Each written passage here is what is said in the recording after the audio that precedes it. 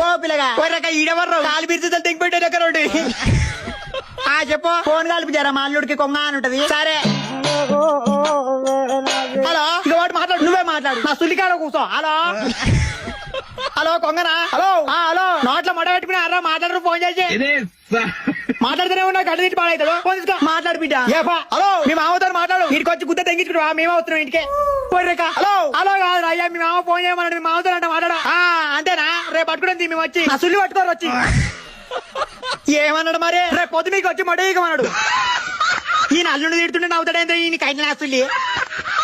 మంచి పెద్ద పెద్దవి పట్టుకోండి. అరే అయ్యా పెద్దది లేదు మీ మామతో మాట్లాడు. మా మామ అమ్మ కొడుక మీ మామనే చచ్చిపోయినాడు.